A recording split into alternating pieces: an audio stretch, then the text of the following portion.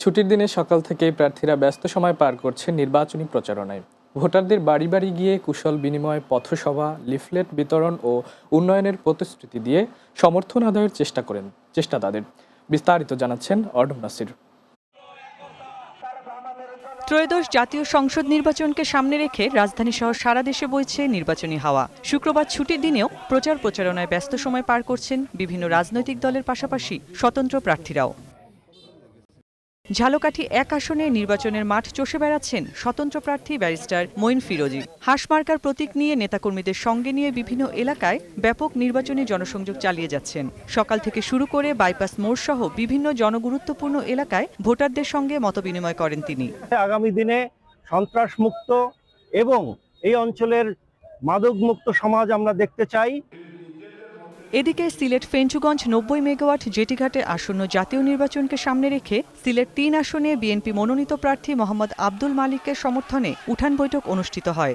কৃষকের জন্য কৃষিকাজ তারা সার থেকে শুরু করে এবং কৃষকের কোনো মেশিনারিজ কিনতে হলে এটার জন্য কোনো সুপারিশ যাবে না। নির্বাচন উপলক্ষে ঢাকার ১৭ আসনের প্রার্থী ও বিএনপি চেয়ারম্যান তারেক রহমানের পক্ষে গণসংযোগ ও লিফলেট বিতরণ করা হয়েছে। রাজধানীর কড়াইল ও বনানীতে জাতীয়তাবাদী রিকশা ভ্যান অটোচালক দলের আয়োজনে এই গণসংযোগ ও লিফলেট বিতরণ করা হয়। বাংলাদেশ জামায়াতে ইসলামী মনোনীত ও ১১ দলীয় ঐক্যজোট সমর্থিত সংসদ সদস্য প্রার্থী মোহাম্মদ মুহসিনের সমর্থনে ব্রাহ্মণবাড়িয়ার বাঞ্ছারামপুরে জনসভা অনুষ্ঠিত হয়েছে। এ সময় জামায়াতে ইসলামীর কেন্দ্রীয় সেক্রেটারি মোহাম্মদ মিয়া গোলাম পরোয়ার বলেন, নির্বাচনে লেভেল প্লেইং ফিল্ড নিশ্চিত করতে হবে।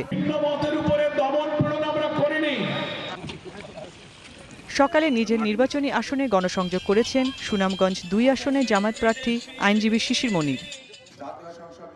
এদিকে নির্বাচনী প্রচারণার অংশ হিসেবে বান্দরবানে ট্রাকযোগে ভ্রাম্যমাণ উদ্বুদ্ধকরণ সঙ্গীতানুষ্ঠান হয়েছে। সকালে বান্দরবান জেলা প্রশাসক কার্যালয়ের সামনে এ কার্যক্রমের উদ্বোধন করেন গণযোগাযোগ অধিদপ্তরের মহাপরিচালক মোহাম্মদ আব্দুল জলিল।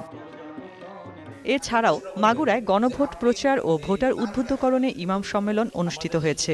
ইসলামিক ফাউন্ডেশন মাগুরা জেলার আয়োজনে জেলা অডিটোরিয়াম মিলনায়তনে এই সম্মেলন অনুষ্ঠিত হয়। এ সময় নির্বাচিত হলে এলাকার উন্নয়ন ও সমস্যা সমাধানের প্রতিশ্রুতি দেন তারা। Arnab Nasir, news desk, Bangla TV.